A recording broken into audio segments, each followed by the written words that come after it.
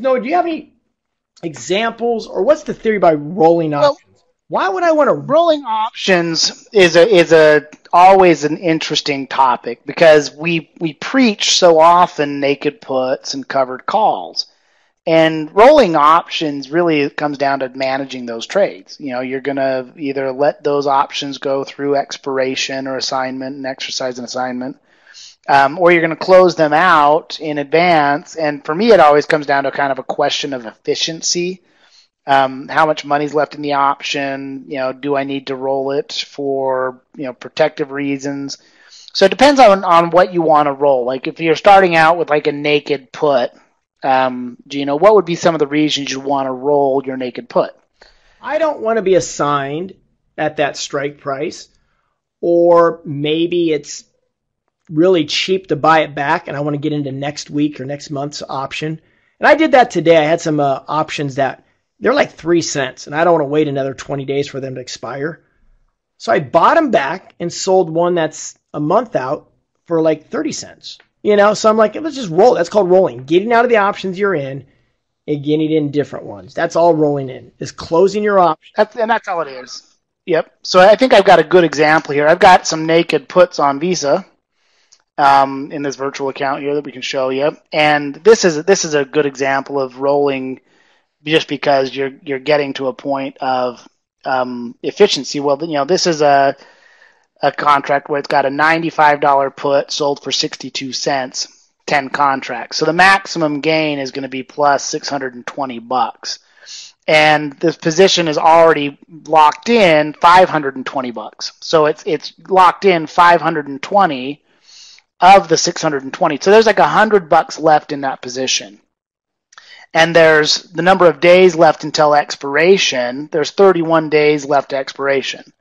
So I start to ask myself, do I want to wait around for 31 days for that extra $100? Or do I want to try to go create more income by rolling the option up? Because the stock price has risen. If you look at that, Visa's stock price has risen since I sold those. And this is just a promise to buy it clear down here at 95. Do you think I can afford to roll those puts higher and get more premium and even stay in the month of January? Just based off of what you see on that? Yeah, absolutely. And so it also comes down to what's the delta at? Like, what's the rule for a naked put delta? Some of you type in, I know a lot of you know this already, what would be the rule for a naked put delta?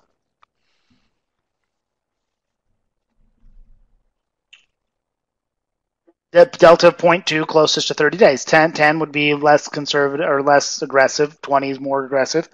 So if we go in and look at what that's sitting at, the delta on that 95 is dropped down to 0.02. So I can definitely roll that up. And again, I could probably roll up to a 0.20, maybe even as high as 108. I'm pretty conservative on my naked puts. I might consider going somewhere with a delta around that 10 ballpark.